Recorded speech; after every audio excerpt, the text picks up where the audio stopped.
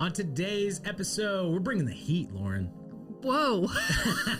What's our episode about? We are doing our feature episode of the month, In the Know. Trends you've got to be learning about. You got to know about them. Yeah, you do. It's going to be awesome. Let's get in.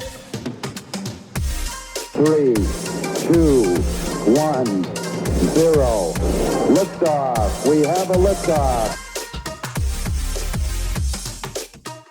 Welcome back to Rogue Creators, presented by Go RogueX. My name is Brian Fitton. And I'm Lauren Lewis. And this is the podcast dedicated to marketers and creators who are wanting to serve first and stand out from the crowd. Make sure that you subscribe every single week, YouTube, as well as Spotify, Apple Podcasts, to get all of the tools and resources you need to be the go-to name in your industry. Let's go.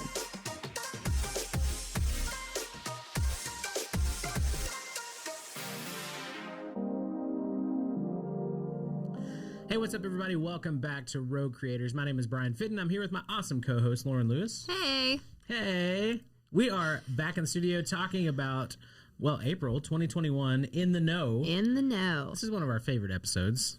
One, we get to learn about all the things going on, and also... Trends that you should know. Yeah, exactly. I don't have to behave myself because we don't have a guest. Is that how it is? Apparently. There's a lot more grace in this episode, I think. So anyway, but we're really excited that you're here with us today.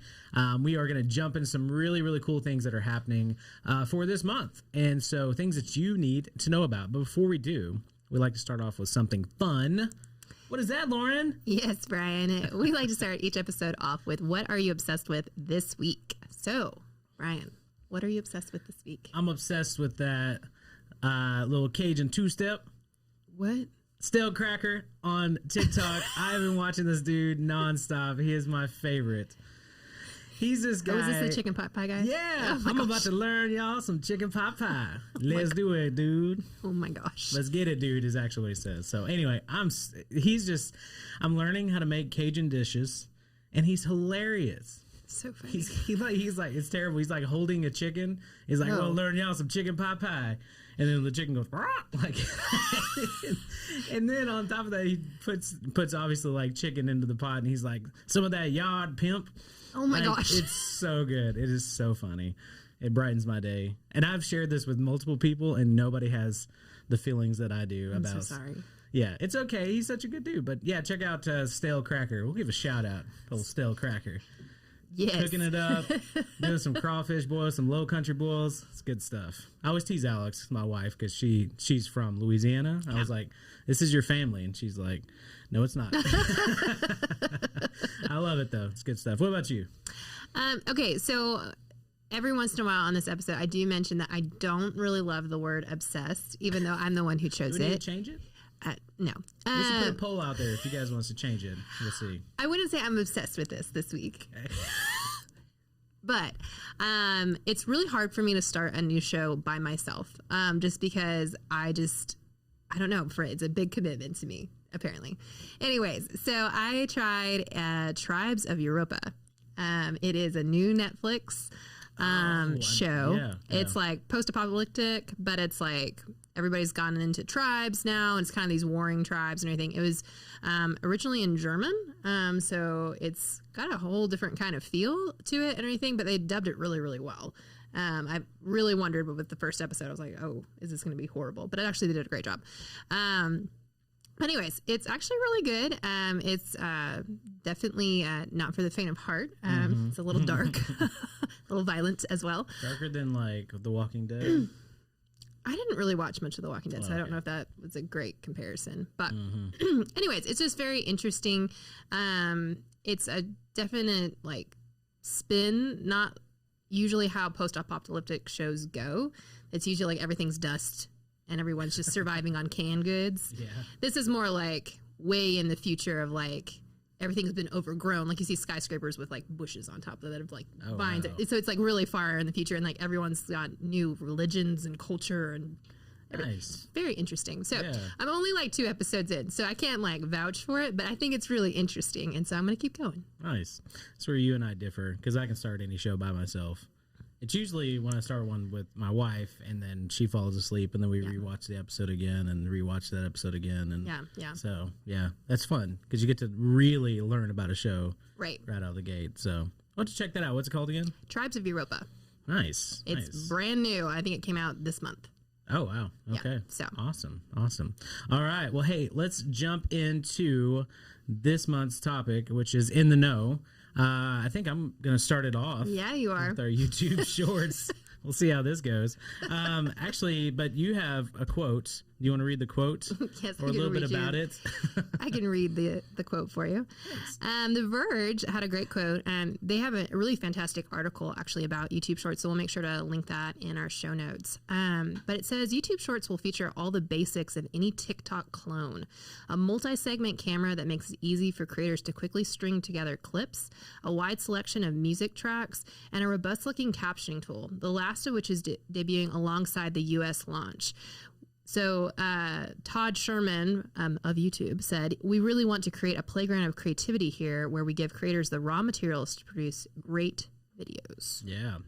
So I have engaged with some YouTube shorts. You have? I have, and I haven't created one myself just yet, but it is interesting. I am all for YouTube coming out with more tools to help creators. I think it's a fantastic idea. I think they've done that decently well in their creator studio to be able to edit video and like do some trims and cuts and things like that of stuff that you wouldn't have been able to before, right? You upload a video and it's pretty much there. But with this, you can actually edit out things. I think they're on track for that. With the shorts, it feels a little clunky, which it is new, but getting 2 new shorts was like a trial for me. I'm like, well, I'm trying to go to the next one. How do I do this? Am I swiping? No, I'm not swiping. Am I scrolling? It just felt a little clunky, but I can see how they were going to expand on this. I don't think it's going to be a competitor for TikTok. I think it's just going to be something for them and their own community. Yeah. Like you go to YouTube for a specific experience. I'm not going to TikTok to watch a 30-minute video. Right. Like that's just not what's there. And so I think they're going to, just like what they did kind of with stories. And it's just one of those things. I think that they're going to be able to actually expand on this, but I don't think it's going to take away from TikTok. I think it's just going to be a new experience while you're already on YouTube. That's on my own personal opinion. Right. But again, I'm more than anything looking forward to the actual creative tools that they're going to open up for this, because they're actually putting some intention around it. So Yeah, I think it's really interesting because, of course, with our company and what we do, we really are big on producing quality long form content and then repurposing that into shorter clips. And it's kind of like YouTube is actually naturally doing this, where they were saying that basically if you subscribe to someone's short or you see it from there, it subscribes you to their long form content as well. So it's a great way to get a teaser of basically what you would get on that channel anyways. And so I actually love that it's naturally doing that. Yeah. And it's a great way because people want to engage with shorter content for the most part. And so if you can be able to do that naturally for your channels, I could see it really increasing YouTube's traffic. Yeah. Well, and it just goes in line with, I think that they are really trying to help the creator out as well as provide opportunities. Right.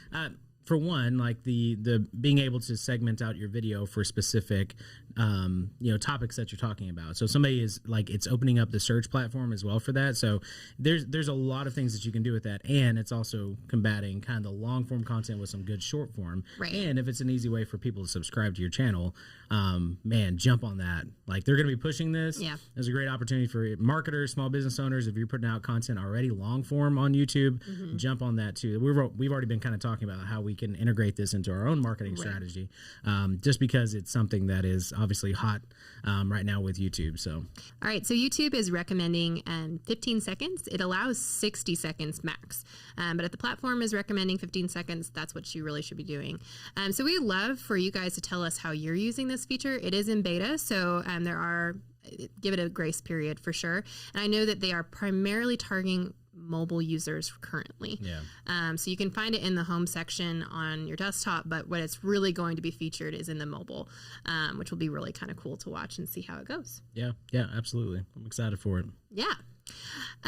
So mine is talking about Instagram guides. And I think we mentioned this a couple months ago, kind of offhandedly, but I actually really wanted to dive in a little deeper to Instagram guides.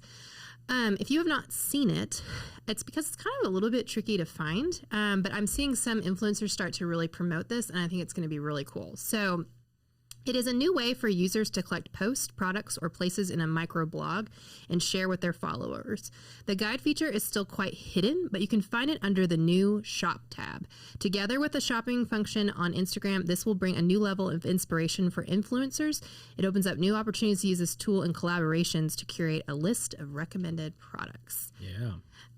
So this is really cool. I saw it mainly with some travel influencers the first time I actually experienced this. And so what they had done under this shop feature, they had created a guide of posts that they had done around for restaurants within a particular city. So you could literally click on the guide, and I think it was for like Austin or something. And I could just see all the posts she had done about restaurants in Austin.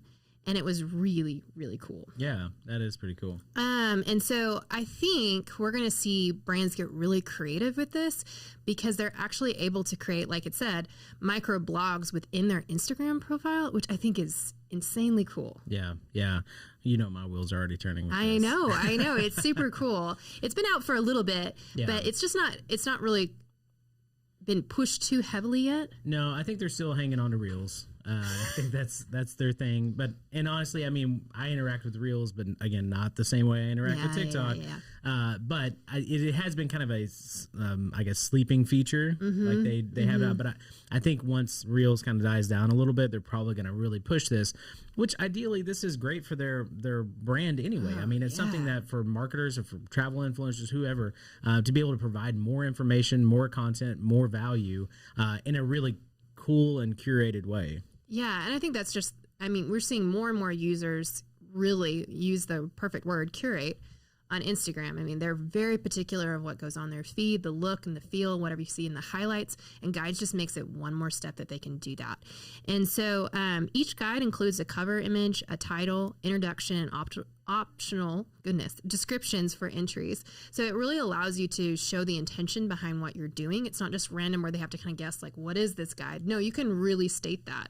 And when I was doing some research on kind of how people have used this, they had so many ideas, and people are already being super creative of creating lists for your audiences, like gift guides, product guides, travel guides, their top tips of their content, ranking items and teams and all kinds of things through guides, instructions on how to use particular products, and even a story of people actually building stories through different pieces of their guide that they've done. And it's really cool. I have a feeling Reels may die down, but this will become just a stapled feature that people regularly use. And I think for brands especially, this is going to be critical for you to hop on, just because it's going to be a resource for your audience. And if you're providing educational content, I mean, this is huge. You can repurpose some of your blogs as you've already done, especially have multiple points. And if you're able to actually integrate your stories or some type of video feature within that, or graphics, I mean, this is kind of sky's the limit with what you can do with this. So from my understanding of the way that it works is that it is what you've already posted. So you grab what you've posted in your feed. So it's going to be also understanding the strategy of what you're posting with thinking in the mindset of guides of what I can actually curate in the future. So it's going to be really interesting to see how people do this. Yeah. I'm excited about it. And again, I think this is a feature that they have come up with. It's not something they really stole from anybody else. I don't think. But I mean, it's just a really cool thing. I agree. I think it's going to be a staple there. And also, they're going to be taking away search traffic from Google, which is a big deal. Like, why, if you can, in your mind, we already think, oh, I need to find a video on how to do something, I go to YouTube. Like, you just automatically think that. And so if you're like, man, I'd really love to figure out like some type of guide, you know, to do work with a certain product or learn something, like, I think Instagram is going to try to steal away some of that traffic. So absolutely. I follow a ton of food bloggers, local. Stale Cracker? No, not Stale Cracker. Stale Cracker. Hey, man, you need to get on Instagram Guides. I need to check it out and see if he's on there for some Cajun stuff. Maybe he is. Maybe he is. Let's get it, dude. Oh, my gosh. Anyways, in Northwest Arkansas, we are really big about supporting local businesses. And so there are a ton of local restaurants around here. Phenomenal restaurants around here. So it's really cool because when you have these food bloggers that go around, they can actually really write on a lot of really cool stuff. And so when I follow them, one of my favorites is the Hangry Peddler. He is fantastic. And it's like those people that can start utilizing those particular resources of things they've already posted about and been really thoughtful and put it together. And it's going to be a huge resource, but it's also competition, like with what you said with search engines or even big magazines. Ooh. So, yeah, that's a great idea too. Yeah. And I think, I mean, there are several, and we've had like Leisure List on our podcast. And that's a phenomenal resource. I'd be interested to see if they're starting to use guides. I think they are. Yeah, I would imagine they are. We're just going to go ahead and say that they are. We'll check it out. And see. Yeah, we'll see for sure. All right. So it's back to me, actually. Oh, is it? It is. Oh, I'm okay, going twice here. Switching it up. So TikTok. All right. So I will really share, and we are all in social media marketing here, and I am just not on TikTok. I'll be very honest with you. But you definitely can recognize that it is a booming platform. There was a crazy statistic, and this was back in the end of 2020, of like an average user spends 840 minutes a month on TikTok. Good grief. Which is an insane amount of time. And so there is a huge market for advertisement on TikTok. But obviously you need to also understand your audience. If there's a large audience that's not on TikTok. But if you have growing toward a younger base, like your audience is there. And so what I wanted to do is kind of look at the research of what strategies brands can use while they're on TikTok, because I think that's where they get really confused, because they're like, I'm not going to do some silly dance. That's just not on brand for us, and I just don't know how to use it and everything. And honestly, that's probably not what your users are searching for anyways. And so I found two kind of strategies or features of TikTok that people are using. And so the first one is to do a branded hashtag challenge. Yeah. So a branded hashtag challenge, I found this from Boosted, is a challenge in when a company creates a hashtag and asks followers to submit videos that are related to that hashtag and that feature the hashtag. There are many reasons why branded hashtag challenges are effective as TikTok marketing strategy. The first is because they have potential to attract a lot of attention and go viral. And so one of the examples that I found is from e.l.f. Cosmetics, which is eyes, lips, and face. And they did a challenge which is described as the most influential campaign on TikTok to date currently. The campaign involved the creation of the original song called Eyes, Lips, and Face to go alongside the brand's hashtag challenge. A number of influencers promoted the song in their own videos, which then spurred on other celebrities and users to do the same. The song ended up going viral, not only on TikTok, but on other platforms, including Instagram and YouTube. In response, e.l.f. Cosmetics created its own music video to coincide with the release of the song in full. This got over 4 billion views and 3 million user-generated videos. That was crazy. And they literally just put out a post to say, hey, I mean, they came up with the original song. So that is something to be noteworthy. But they asked people to participate with them, create with us, show what you can do. And the response was insane. And we're seeing a lot of this push. I mean, if you look at any report for 2021, you will see the term UGC, which is user-generated content. This is something that brands have to, it's not suggested, they have to understand what that looks like, of asking people to create content for you with the brand and use that content. And so this is where that branded hashtag challenge comes in, but it's very successful on TikTok. And so it's a creative way for your brand to think about how could we ask them to do it in a genuine way, not just trying to repeat something, but how could we ask them to do and create content for us that would interact with our brand or use our brand? No, goodness. I mean, there's so much there, especially with being able, I think you have to be somewhat creative with that. But we've talked about in the past, you mentioned this, like that user-generated content, being able to use it in your campaigns. We saw several COVID ads that were using like specific videos created by their users that actually went into this high production TV commercial. I think it was YouTube. There was, I'm trying to think of the other ones that we saw. We talked about it when they came out. Oh, I'm sorry. It was such a great idea of letting your actual customers talk about your brand. And so being able to come up with a fun and obviously, engaging hashtag that they can jump in. They know that you're actually going to use their content. I think that's one of the biggest things too. Yeah. Is like if I'm going to spend all this time and basically nobody's going to see it or recognize it or anything like that. Like it was probably pretty cool for those people to be a part of somewhat of a bigger movement with this hashtag. So you can do that at small scale as well. I'm thinking just even locally, like PDA Amy Morgan over there, like they could put together something like this to where it's a branded hashtag for local, just influencers and people around and talking about like pediatric dentistry and like, hey, show us your kids brushing their teeth at home. What is your method?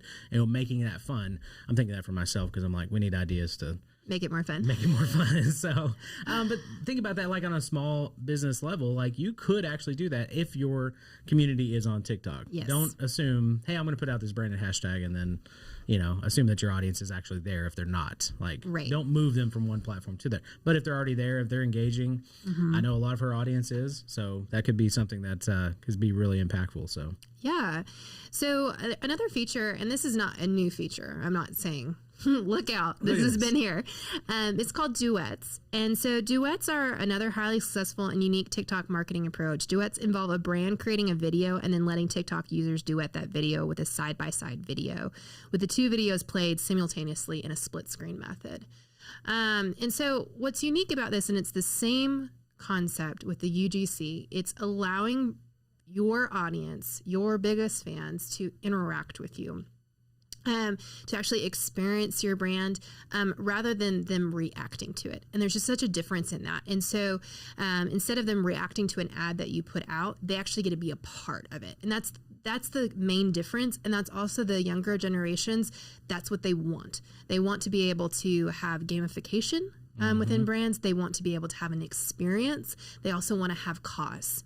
Within these brands. And so anything that you can do to really interact with that younger audience is really important. And so that's kind of where I looked at these branded hashtag challenges and the duets, is really to involve your audience through UGC. And so if, again, your audience is there, yes. I think it's a great idea for you to try these. And if you do, we would love for you to show us those examples. Please. Because we would love to learn what you did and just your story and how it worked for you. Yeah, absolutely. I'm looking forward to that. I am too. All right, Brian. Okay. Yeah. All right, we're jumping into it's probably super awkward for people who don't know what we're going to be talking about, but so excited probably about it. Really awkward on video too.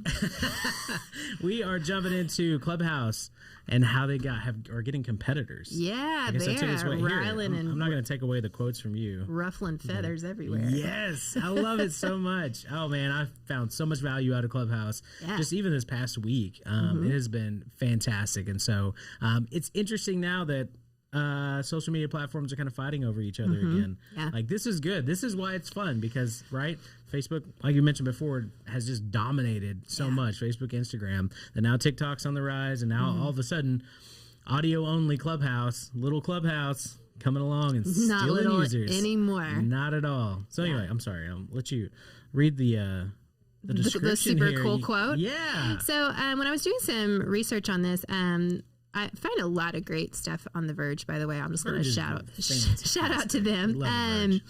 But Facebook, they were a little heated and spicy on this one. Facebook, a company known for ripping its ideas from competitors, has reportedly set its sights on social audio. The New York Times reports today that the company is working on a copycat of Clubhouse, the buzzy invite-only social audio startup. The Times reports the product is in the early stages of development. So they made this announcement shortly after Mark Zuckerberg appeared on Clubhouse, talking about Believe AI. And it was actually pretty surprising for most people since this is a new social platform and here's the king of Facebook coming in. But yes, Facebook is going to try to compete. That is fantastic. I love it so much. We've talked about it before. I hope Clubhouse hangs on. They don't get acquired. I hope that they can just build something amazing, scale. They have to have an offer already on the table. Oh, I'm sure they have tons and tons of offers. But yeah, this is really cool to kind of see this. And also, I mean, what's crazy is the amount of celebrities and people that are in these rooms that you can literally just jump into a conversation with them. Yeah. So actually, our astronaut May. I was in a clubhouse for NASA where they were talking about specific like space missions and stuff, and May was in that room. No way. Yeah, That's super cool. It is cool, and so it was one of those things of like very accessible, and this is what has kind of created this. And so obviously Facebook is jumping into this. I'm sure we've talked. Twitter is actually doing it with their Spaces. Yeah, I got a quote for that one too. Oh yeah, bring it. Yeah, so let me pause this for a second. Twitter makes my day because when they try to compete, the names that they choose, Fleets? yeah, double bubble fleets, and this is new one is Spaces, which is way better. I'll just say that. Yeah. But it's very ambiguous on what it means, so that's why it always cracks me up. But Twitter Spaces is what it's called. The socials network Clubhouse rival is working towards a public launch in April. So this is unique in a sense that Facebook has not announced when they're going to be doing this. Their feature will be in the Messenger rooms. It's kind of similar with their kind of competitor to Zoom. Facebook will compete with anybody. Apparently. But Twitter announced that the company intends to make it possible for anyone to host a Twitter space room of their own sometime in April. So get excited to jump in a Twitter space room. I just love this called Post Space it Room. on your double bubble fleet in collaboration with another brand. Where we live? This is a Chuck E. Cheese app. What are we talking about here? No, I think it's great that obviously they're putting in the work to compete with Clubhouse. Obviously, it's gotten some attention because people love it. They love the experience. I love being able to be in there as well. It is interesting though that Facebook is still pushing those rooms, like those messenger rooms. They tried to, still, even on the app, you pull it up today and it's like, hey, start a room with your friends. I've never entered a room. I haven't either. I said I would on the podcast. It was noted that I did say that I was going to do it. Oh no. And I just haven't done it. I don't find it appealing. Yeah. I'm sorry. Yeah. But it is interesting that, obviously Twitter is trying to do this as well. Yes. Poor Twitter. Just stick with it. You're so good at what you do. You Yes. don't have to go nuts with every new trend that's popping out there. But anyway, They're going to try. they are going to try. But it is awesome that obviously audio only is a big deal, as well as my own experience, kind of jumping into conversations about podcasting. I've connected with a few people there and even following them on Instagram, connecting on LinkedIn. Next Stop Crazy Town was a podcast that I connected with over there. And she's actually doing some really, really cool things, talking to really interesting people. And we've just kind of continued that conversation off of Clubhouse. And so there's some really neat stuff that's actually happening on Clubhouse. I don't know that you're going to be able to replicate that right now with an Instagram with the Facebook or Facebook, but I know they're going to try to. They will try for sure. So I hope that Clubhouse has more of a social, connectability, because like LinkedIn, you actually have to go and search out that person if you want to connect with them. Instagram is already natively on there, so you can follow them on Instagram. But I'm hoping that they really have this.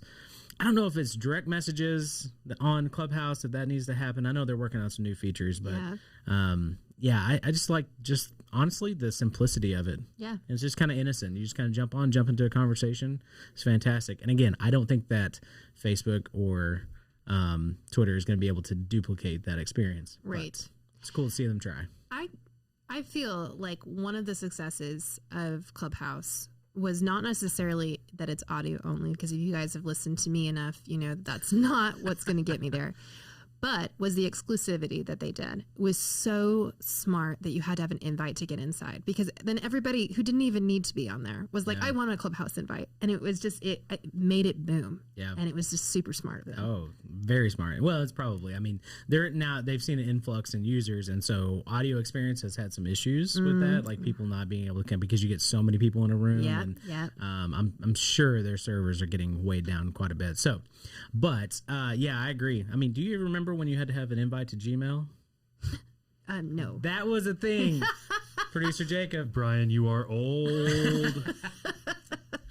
My man. You know what I'm saying? I remember when I got my invite and I was pumped because I was like, I got to get away from Yahoo and Hotmail. Oh, yeah. Wow. Be fit at Hotmail. So for Clubhouse, what we really want you just to kind of get away from this particular point. One, if you haven't checked out Clubhouse, there's a lot of really cool things happening there, and it's very authentic because you can't really strategize a whole plan on posting schedule or anything like that. It's live, it's there. You have to be kind of on it, which is super cool. But Clubhouse is a great example of how social platforms are basically starting to compete again, where it used to be Facebook is just dominating. And so I think it's got Facebook maybe running a little scared of just that there's other powerhouses that have great ideas that may hold on to them. And so that's fantastic and just something to pay attention to. Yeah. And apparently Gen Z, they're not even on Facebook anymore. So I don't care. They don't care. A resident Gen Zer told us all about that. You're right. In an episode. So make sure you guys check that one out.